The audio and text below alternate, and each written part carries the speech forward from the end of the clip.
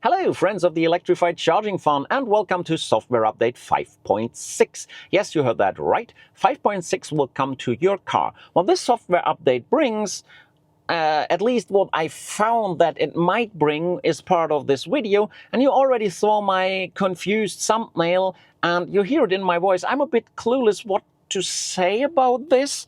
Well, at least this gives me the opportunity for something you really like with me on my channel, and that is the true, authentic and honest opinion.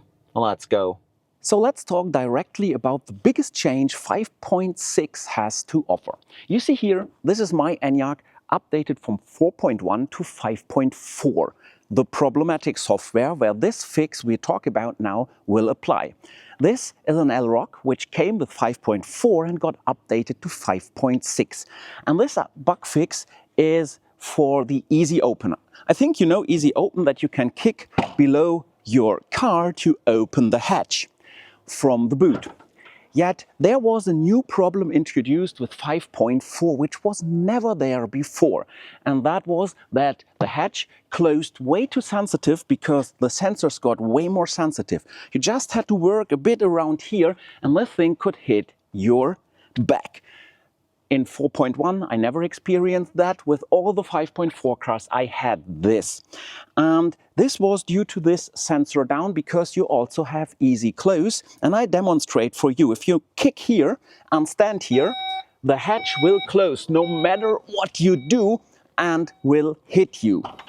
And this is exactly what happens when you're working here and accidentally move closer to the sensors. With the 5.6, this no longer applies, because see here, if I kick at this car, nothing happens but a beep. And if I now go away from the car, having my keys with me, you see, then the hatch will close. That is the advertised easy close you also found in some information. That is the new function, but it is a, let's call it, creative bug fix for the problem you got with 5.4, now solved in the 5.6. Another fix in this software update is related to that SOS button and the eCall function. Ain't it funny that that light turns on when I touch the SOS button or just here? I think it should only turn on when I touch here in the front, but that's not the point I'm talking about here. It's about the eCall. And the eCall relies on the 2G network. This is also due to regulations. And there is a problem in countries where the 2G net is getting deactivated.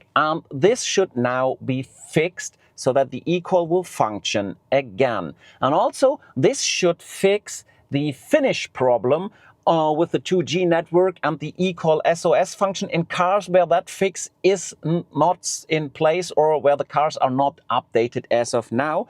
This is a bit different problem, they told me. There were too many mobile antennas and the car couldn't decide which one to take. I don't really get it, but some fixes should be also there specifically for the Finnish market. Why I'm showing you the HVAC menu and the air outlets here, well, there was a third line in the patch notes, if you really want to call them patch notes. And it was not even a sentence. There was only stated one zone climate automatic and in brackets ELROQ. That's it. And I have no clue what that means. Nobody could explain to me. And is there something wrong with the zones in the ELROQ? Is that ELROQ specific, that you cannot synchronize 1, 2 or 3 zones, that they are not really working? I don't know. I never got an email from any of you about this. I tried to see whether I find any bug in my ENYAQ with that. I didn't find any bug. So I have really no clue what they did there. If you know it, write me down in the comments, and maybe then this problem is fixed, or they fixed something we never knew there was a problem with. So just that you believe me, we've got a 5.6 software version here. I'll show you the information about the software. There you go. Vehicle version is 5.6. Yet you already see, you don't see any big differences, and you do not even find small changes here. This is simply just the same as with 5.4. I went through all the menus, all the apps here. all the vehicle-related functions, the vehicle, the settings. I looked into the favorite bar down here. I looked in the favorite bar up here. I looked here, everywhere, and tried to find changes, smaller ones, something. But there is simply none. I could not find anything. And then we talk about the most wanted feature, I guess, charging provider filters. And I hope they came with 5.6, yet they are not there. You will not get charging provider filters with 5.6. See here, I thought they added them to the electric vehicle route planner. But still, there is only PowerPass as a filter down here, nothing else. And no menu changes here, it's still the same. Then I thought, well, maybe they added them in basic functions, but nothing new here. Then I thought maybe they defined them as preferred point of interest categories, new ones here. No, they are not here. It's still the same point of interest, still the same charging providers. And also here in the map filters, which only filters the display charging stations, no changes at all. And just to show you, we do a quick route guidance and charge planning to my hometown. You will see there is no option to influence the charging providers given by the car. Here you go. He just took whatever chargers he wanted, 3 chargers, and still the same things as you know with the filters, no changes at all. No charging providers. And I simply cannot get into my mind how they are not able to tackle this important topic. This would have been the update for this, yet nothing is there. I really looked everywhere for updates or for changes. I did not find anything in the cockpit display. Neither did I found something in the head-up display or the augmented reality of the head-up display. I checked everything. I did test drives over and over to see if I can find any adjustments, fixes, or new features. There were none. I really tried. This doesn't mean that they changed something under the hood of the software, something we never see and so we can never check, but there are no more other changes, at least from my perspective. I already see the question marks in your face. You might ask now, who is getting 5.6? When will we get it? Will it be over the air or done at the workshop? And when will the car ELROQ come with 5.6? So many questions, so few answers, because I didn't receive that information. Well, I heard from a couple of viewers that starting since this week, ENYAQs and ELROQs are coming ELROQ with 5.6. So we can assume end of September and beginning of October, you will get 5.6 when you get a new car. Will the update be over the air or at the workshop for the existing cars? I don't know. I hope it will be over the air, but it could also be at the workshop. So let's all hope it will be over the air. And who will get it? Well, certainly all the cars with 5.4, as we've got an updated car in this video. But when you've got an older software, I simply can't tell you whether you can go directly to 5.6, which I doubt when it will be over the air. And when it will be at the workshop, well, of course, I would bet you can directly go to 5.6, but we don't know. And another question I get asked a lot is, when will we with 5.2 get 5.4 or now 5.6? Again, I don't know. I simply do not have that information at hand. Earlier I said I will give you an honest and authentic opinion on that, and I'll do. And of course, this might trigger you and you see a bit of controversy in that, because all in all, software version 5.4 is a good one and it works. And 5.6 doesn't make it worse, it just fixes 3 little bugs. But let's talk about that, because normally when you get a .x software version here at the Volkswagen Group or at Škoda, well, there are more improvements than just some small bug fixes. Talking about those bug fixes, well, let's look at that easy close there.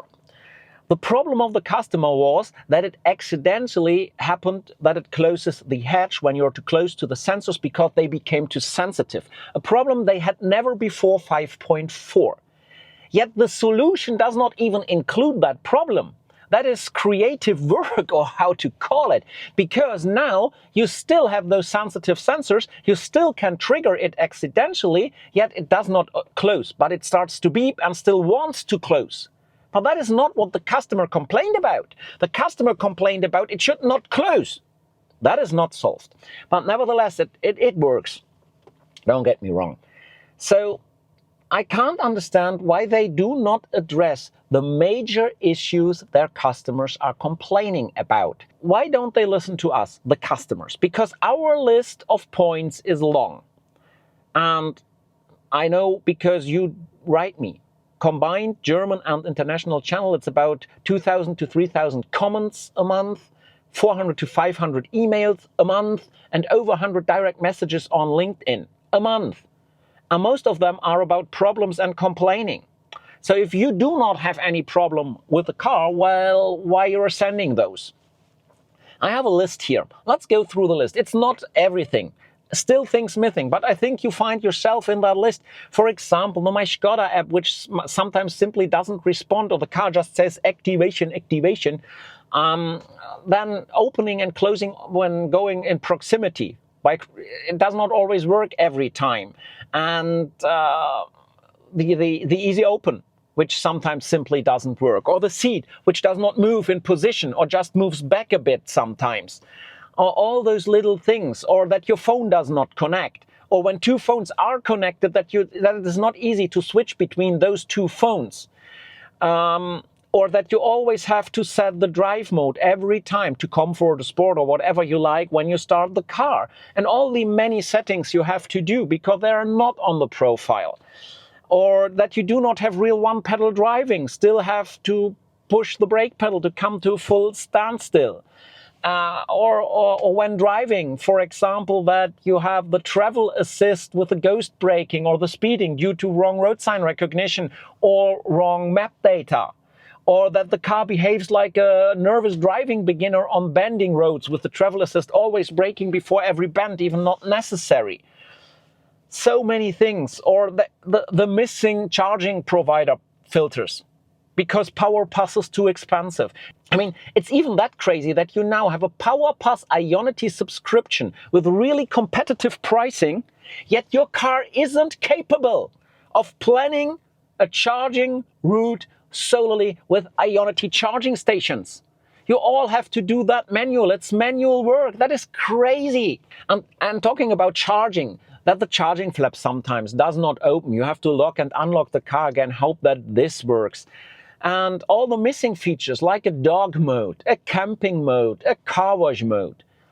Not talking about vehicle to load with AC or a 230 volt outlet with real power. So many things customers are talking about all the time. And not only here in that big community, they tell it always all over social media, in the EV launch on Facebook, from Škoda, everywhere. Yet nothing of this is in this software. And this software does not come a week after 5.4. 5.4 is already really a bit old at the point of coming up with 5.6.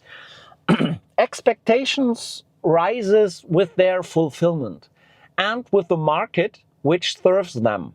So the competition of Škoda. And I do not even want to blame someone. I bet those development teams at Cariat or at Škoda really would deliver a lot of those features, and they can. It's not only the architecture of the car. The architecture might be a problem, but I'm pretty sure it can do way more than it does today. It's the company itself that blocks itself. Organizational, structural process problems, let me call it this way, in a hierarchical structure of Volkswagen Group. I bet we could have more if those people were enabled. But now we can discuss in the comments the controversy, if this critique is for you the right one, or if this is too much. Let's discuss about this. And of course, it's always good to get a thumbs up for a video and a subscription for the channel so you do not miss out any new video. And I hope we see each other in the next one. And until then, Stay full of energy.